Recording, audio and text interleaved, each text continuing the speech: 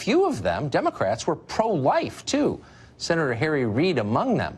And that's not surprising if you think about it. Democrats said they cared most about the vulnerable in our society. Even Bill Clinton, who vetoed 2 partial birth abortion bans, felt the need to say he wanted to keep abortion rare. He said that a lot. Try that in today's Democratic Party. Lots of luck. Modern Democratic activists celebrate abortion as a positive good. Shout your abortion, they proclaim. They put it on T-shirts. Abortion isn't bad. We need more of it. Well, earlier this month, Governor Andrew Cuomo signed a bill making that possible. It's called the Reproductive Health Act, and the law legalizes abortion right to the moment of birth for virtually any reason. Now, to most people, aborting a child moments before delivery might seem uncomfortably like killing. A lot of pro-choice people feel that way. It's a concern. Well, Cuomo's law addresses that concern. The law declares that children who have not yet been born are not, in fact, human.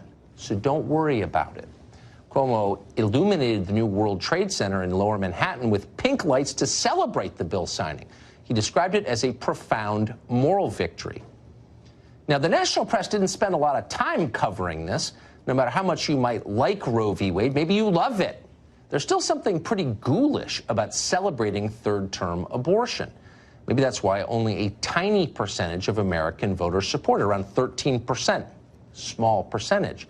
Nobody really wants to hear the details about any of this, so nobody asks. And that's why the video we're about to show you, which is not gory, don't worry, but it is remarkable.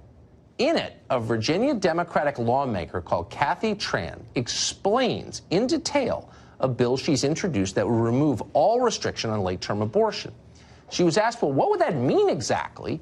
And Tran tells the truth. Watch this. Where it's obvious that a woman is about to give birth. She has physical signs that she is about to give a birth. Would that still be a point at which she could request an abortion if she was so certified? She's dilating.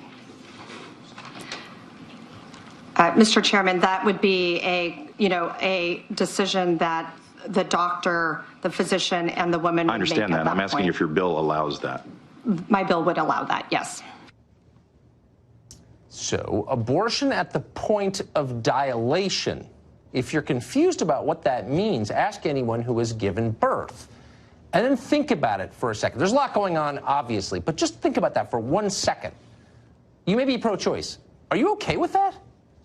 Virginia's governor is okay with that. He's thought about it. Ralph Northam is his name. He's been in office a little over a year. He's often described, in fact, always described as moderate. And that's pretty amazing given his reaction to Kathy Tran's late-term abortion bill. This is from today. Watch this. It's done in cases where there may be severe deformities, there may be a fetus that's non-viable. So in this particular example, if a mother is in labor, I can tell you exactly what would happen.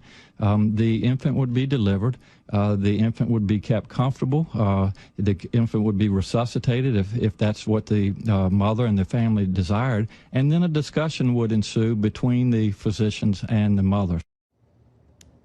A discussion about killing the infant? The infant.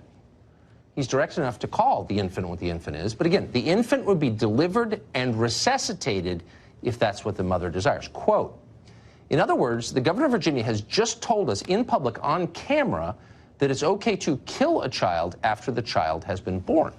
That used to be called infanticide, not rhetorically, but literally infanticide, taking the life of a child who is breathing. The governor seemed to just say that. Did he misspeak?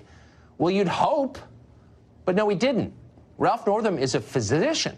He's a pediatric neurologist, in fact. He's not some clueless layman who mangled a narrow talking point. This is really what he thinks. This is what his party thinks, though no one ever says it, but it's true. This is the new moderate pro-choice position. You should know that.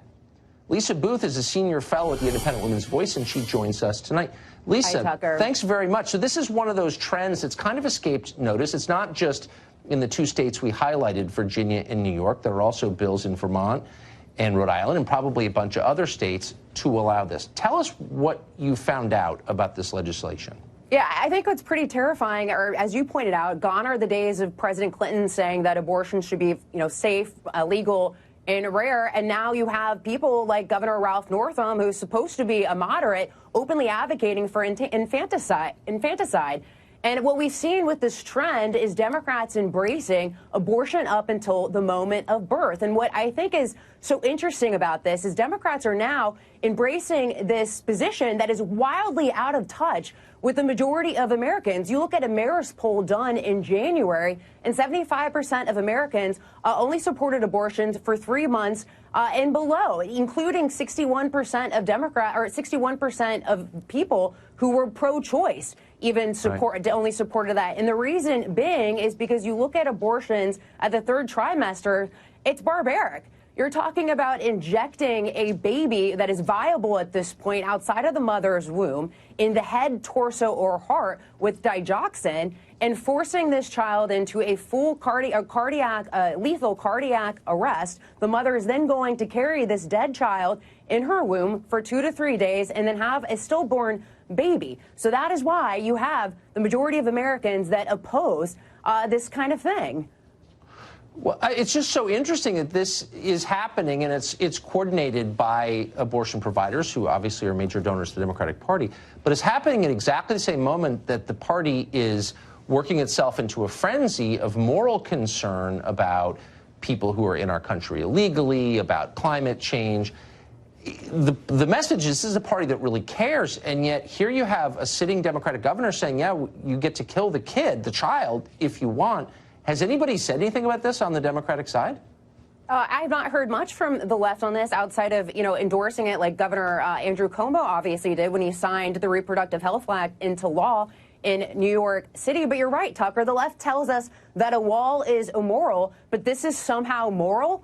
And I really think that Democrats need to check themselves, Tucker, because they are so wildly out of sync with the American people. And remember, Hillary Clinton had even supported repealing the Hyde Act, which is decades-old law that majority of Americans support as well, which would allow for the funding of for taxpayer funding of abortion. So Democrats are now becoming way out of sync with Americans. And I think Republicans should raise the alarm on this, get loud, and so should President Trump, because Democrats are out of sync with Americans on this. Yeah, it seems that way. Lisa Booth, thanks very much. Thank you, Great to see you. Monica Klein is a founding partner at Seneca Strategy. She joins us today. Monica, thanks a lot for coming on. Yeah. I'm sure you describe yourself as pro-choice. I bet a lot of people watching right now think of themselves as pro-choice. So I'm not attacking you for that. But I wonder what you think of what Dr. Northam, the governor of Virginia, just said, that when a child, he described the child as an infant, is born, there's a point where the mother and the physician can decide whether to kill the infant or not. What do you think of that? Look, Tucker, I understand that you want to go back to a time where Roe v. Wade was illegal, where women were having back alley abortions, and they were using coat hangers to have abortions, which is actually what's barbaric. I'm giving you time to make a real argument. I'm not arguing for the repeal of Roe v. Wade. I'm a very straightforward person. That is what you're essentially saying. Actually, no, that's not what I'm arguing. And please don't be tiresome. The governor of Virginia, who's a rising star in the Democratic Party, just said this. There's pending legislation that mirrors it, and I'm asking you what you think of it. That's it. I'm not here to debate Roe v. Wade. I think that right now, reproductive health care is under attack by the Republican Party. 72% of Americans support the right to choose, and yet we have Trump and we have sexual predator Kavanaugh trying to repeal Roe v. Wade and trying to take away our control over our own bodies. This isn't about babies. This isn't about health care. This is about you attempting to control women's bodies. Okay, please don't be a robot. Monica, you're smarter than that. This is the governor of Virginia just saying this. I just want to know what you think of it. Is that okay? Does that bother you? It's a sincere question. This just happened. Okay, it bothers me that you are attempting to control women's bodies. That's what you're doing. You are. The Republican Party right now is working overtime to repeal Roe v. Wade and to take away choice in every single state. I wonder if you think you're convincing anybody, or if your unwillingness to address what just happened today on tape that we just played is a sign that you can't defend this. And if you can't defend it, I wonder why that is. Have you paused to ask yourself, as an American, as a person, what do I think of that?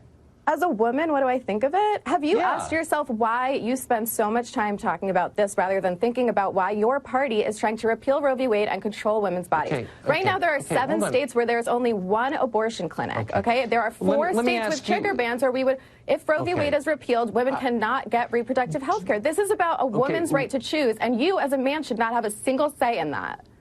Wow. Do you think that you're making a case that most people agree with, that it's okay to abort a child in the third trimester Tucker, for you no... can keep trying to put words in my mouth and keep trying to say that the Democratic Party is hurting children. I have but to your say, party is the one that is tearing families apart at the border and allowing children to die in federal custody. So whose party is actually harming children?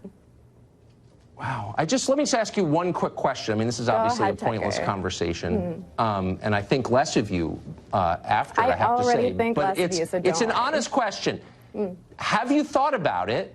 Do you have a real answer to what the governor of Virginia said, or are you going to throw yet another talking point at me? I mean, have you actually thought about it? Will you answer that question at all? I have thought about it, and I am telling you that your party is attempting to change the conversation about Roe v. Wade and take control over women's bodies. I'm sorry that as a man, what you're focused on is controlling women's bodies, but we will not allow you to do that. This is a child who's been born. This is not a woman's body. This is an independent person. It just confuses me why you pretend that you have concerns over children when you're completely fine with ICE tearing families apart and children dying in federal custody. Monica, thank you. I appreciate it. Well, New York Governor Andrew